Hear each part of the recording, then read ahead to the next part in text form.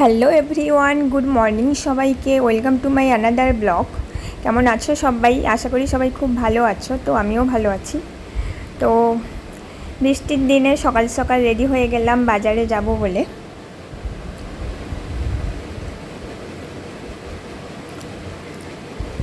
এই বাড়ি থেকে বের হলাম ছাতা নিয়ে। বাইরে প্রচুরই একটা বৃষ্টি পড়ছে। বাড়ি থেকেই 3-4 মিনিট হাঁটা পথ বাজারে যেতে।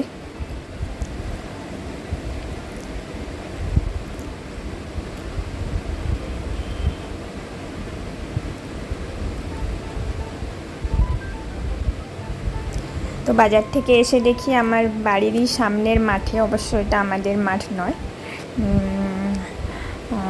লাঙ্গল হচ্ছে, মানে ধান গাছ লাগানো হবে বলে। তো বাজার থেকে কী কী আনলাম দেখো।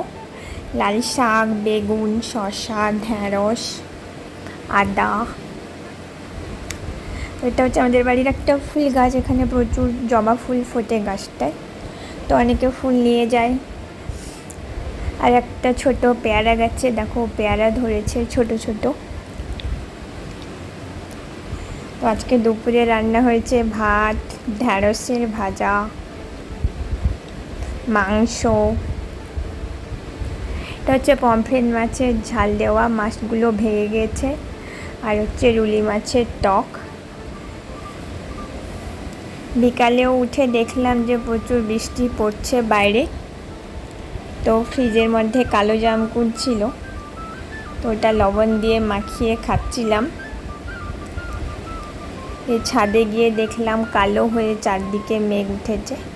তো আজকের ব্লগটা এখানে শেষ করছি। টাটা।